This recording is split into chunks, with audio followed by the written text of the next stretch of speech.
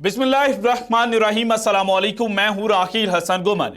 नाज़रीन, एक जानिब पाकिस्तान क्रिकेट बोर्ड के चेयरमैन की कुर्सी के लिए पाकिस्तान की सियासत के जो बड़े बड़े लोग हैं वो जनाब म्यूजिकल चेयर खेल रहे हैं, तो दूसरी जानिब आईसीसी जो है उसने पाकिस्तान के ऊपर आज बिजलियां गिरा दी हैं और आज का दिन पाकिस्तान क्रिकेट के लिए एक तारीख दिन जनाब साबित हुआ है। क्योंकि अगर पिछले 2 से 3 सालों की बात की जाए तो पाकिस्तान को हमेशा at the end of the year ICC की जानिब से एक्नॉलेज किया जाता था, लेकिन साल 2023 में जिस तरह से पाकिस्तान क्रिकेट टीम की परफॉर्मेंस रही तो पाकिस्तान की ओवरऑल रैंकिंग जो है वो भी नीचे आई। लेकिन उसके बावजूद पाकिस्तान के कुछ खिलाड़ी ऐसे थे जिनकी इंडिविजुअल परफॉर्मेंस जो है वो इंतहाई शानदार थी। टेस्ट क्रिकेट की बात की जाए तो सऊद शकील जो है उन्होंने जनाब इस साल जो 5 मैचेस खेले उनमें से पहले 3 मैचेस के अंदर उन्होंने इंतहाई शानदार जो बैटिंग है वो कर रखी थी। इसके अलावा बाबर आजम, मोहम्मद रिजवान की ओडीआई क्रिकेट के हवाले से बात की जाए तो दोनों की जो इंडिविजुअल परफॉर्मेंस थी वो बहुत अच्छी थी। लेकिन जनाब आईसीसी ने आज दोहरा म्यार अपनाते हुए एक जानिब जो भारतीय क्रिकेटर्स हैं उनको ICC team of the year के अंदर नॉमिनेट करने के लिए जो एवरेज है उसको प्रायोरिटी दी, तो दूसरी जानिब पाकिस्तान के खिलाड़ियों के कम रन्स और बेहतर एवरेज होने के बावजूद पाकिस्तान के जो खिलाड़ी हैं उनको ICC team of the year में शामिल नहीं किया गया। सो पाकिस्तान की जो अंदरूनी पॉलिटिक्स है उसने किस तरह से पाकिस्तान के क्रिकेट को तबाह करके रख दिया है, यह आज की वीडियो में मैंने आपके साथ शेयर करना है। जो नए चेयरमैन पीसीबी बने हैं जनाब मोहसिन नकवी साहब, उनके हवाले से भी एक इंतहाई इंपॉर्टेंट खबर आई है कि मोहसिन नकवी भी ज्यादा देर चेयरमैन पीसीबी की जो कुर्सी है उसके ऊपर स्टे नहीं करेंगे। उसकी कहानी क्या है, और फिर जनाब अगेन ये बात तो शुरू हो चुकी है कि आईसीसी पाकिस्तान के ऊपर पाबंदी लगा सकता है। सो पाबंदी कैसे लग सकती है यह भी जनाब आज की वीडियो में मैंने आपके साथ शेयर करना है। लेकिन उससे पहले मैं आपके सामने जनाब ये चंद तस्वीरें चलाना चाहता हूं। इसमें जनाब ये 2022 की test team of the year थी और इसके अंदर पाकिस्तान के बाबर आजम को आईसीसी ने रखा था। इसके बाद जनाब जो ICC T20 team of the year थी उसके अंदर जनाब पाकिस्तान के मोहम्मद रिजवान भी थे और इसके अलावा बॉलिंग लाइनअप में जनाब पाकिस्तान के हारिस रऊफ को भी इंक्लूड किया गया था। इसके बाद जनाब जो ICC ODI team of the year है 2022, इसके अंदर जनाब बाबर आजम जो पाकिस्तानी कप्तान थे इनको जो ODI team of the year थी उसकी कप्तानी सौंपी गई थी। लेकिन अब टी20 टीम ऑफ द ईयर को देखा जाए 2023, ODI team of the year 2023 को देखा जाए या टेस्ट टीम ऑफ द 2023 देखा जाए तो कोई पाकिस्तानी खिलाड़ी जो है वो इसमें शामिल नहीं है। और इसके पीछे पूरी एक गेम है। वो किस तरह से कि सबसे पहले आप ODI team of the year को देखें।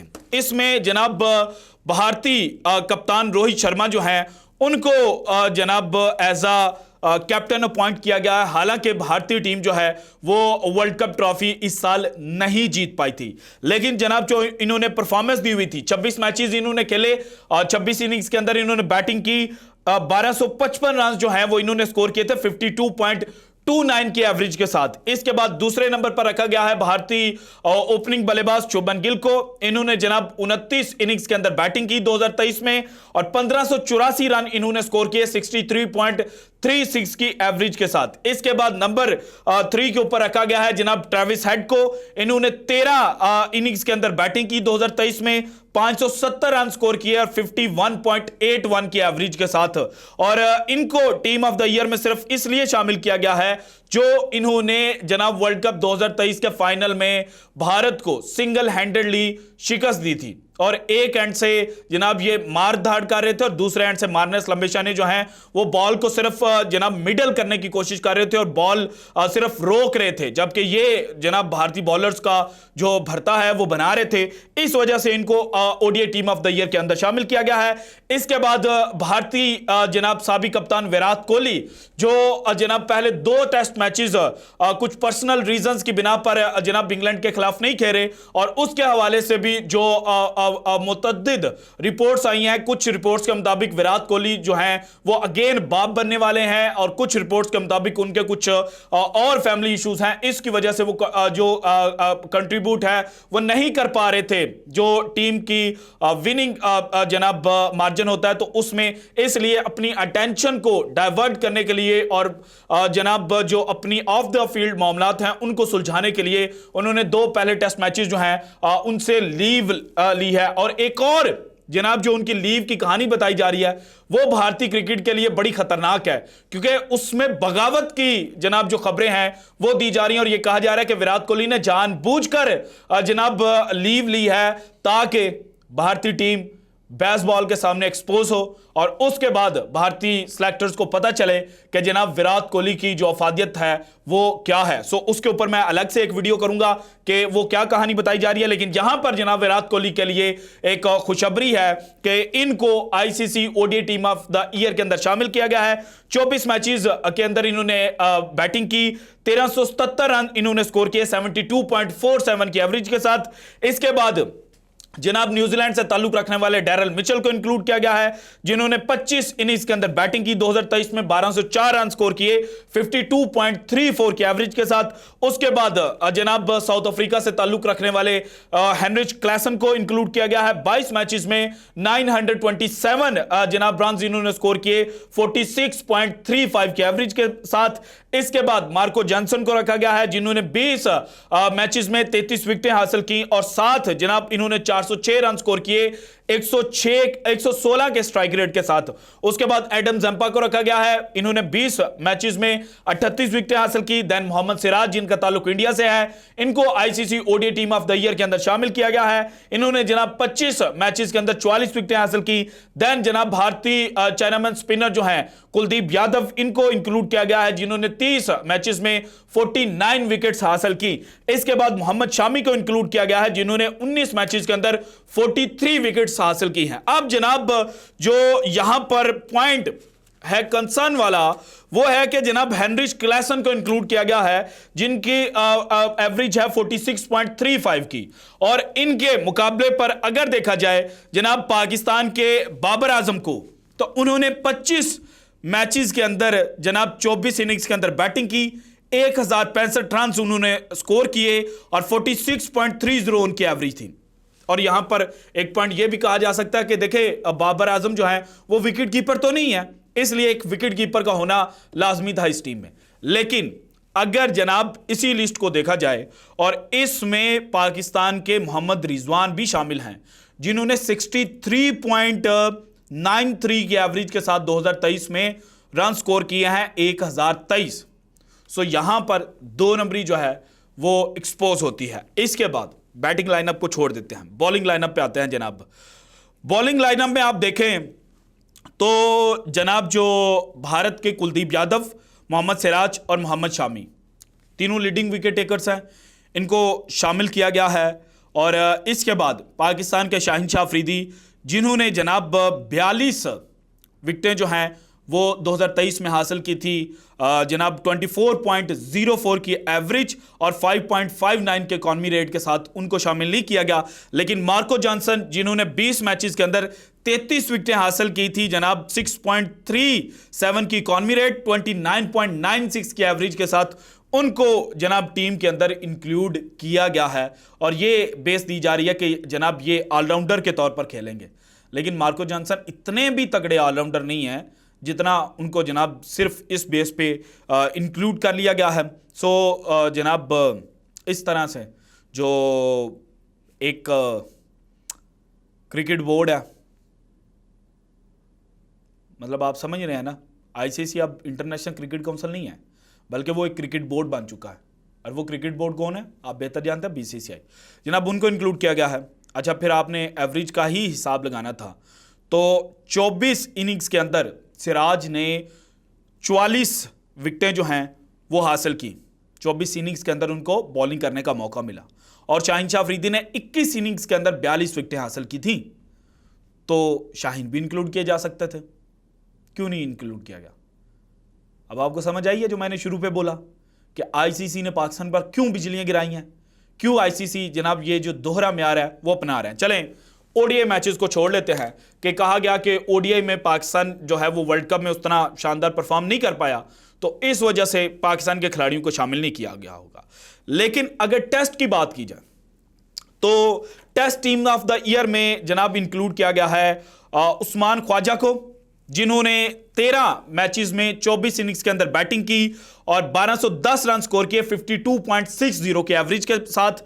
इसके बाद जनाब श्रीलंका से ताल्लुक रखने वाले दुमित करुणारत्ने जो हैं, इनको इंक्लूड किया गया सेकंड ओपनर के तौर पर। 6 मैचेस 10 इनिंग्स के अंदर इन्होंने बैटिंग की, 608 रन इन्होंने स्कोर किए। देन जनाब केन विलियमसन को रखा गया है, जिन्होंने 7 मैचेस खेले, 13 इनिंग्स के अंदर बैटिंग की, 695 रन जो हैं वो इन्होंने स्कोर किए। उसके बाद जो रूट हैं, जिन्होंने 8 मैचेस खेले, 14 इनिंग्स के अंदर जनाब 787 रन इन्होंने स्कोर किए। देन ट्रेविस हेड को रखा गया है, जिन्होंने 12 मैचेस में जनाब 23 इनिंग्स के अंदर बैटिंग करके 919 रन जो हैं वो स्कोर किए। देन भारतीय जो ऑलराउंडर हैं रविंद्र जडेजा, इनको इंक्लूड किया गया। इन्होंने जनाब 7 मैचेस खेलकर 281 रन स्कोर किए और 33 विकेटें भी हासिल की। सो ऑलराउंडर होने की बिना पर इनको टीम के अंदर शामिल किया गया है। इसके बाद एलेक्स कैरी 13 मैचेस इन्होंने खेले, 20 इनिंग्स के अंदर बैटिंग की, 461 रन जनाब इन्होंने स्कोर किए। देन इस टीम की कप्तानी दी गई है ऑस्ट्रेलियाई कप्तान पैट कमिंस को, जिनकी क़यादत में जनाब ऑस्ट्रेलिया ने WTC चैंपियनशिप 2023 का फाइनल जीता था।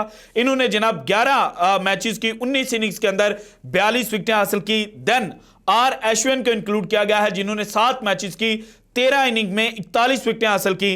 देन जनाब जो स्टुअर्ट ब्रॉड है उनको इंक्लूड किया गया है, जिन्होंने 8 मैचेस की 16 इनिंग्स के अंदर 38 विकेट्स जो हैं वो हासिल कर रखी हैं। इसके अलावा जनाब जो मिचेल स्टार्क हैं ऑस्ट्रेलिया से ताल्लुक रखने वाले, इनको भी इंक्लूड किया गया है और इन्होंने 9 मैचेस की 16 इनिंग्स के अंदर 38 विकेटें जो हैं वो हासिल की हैं।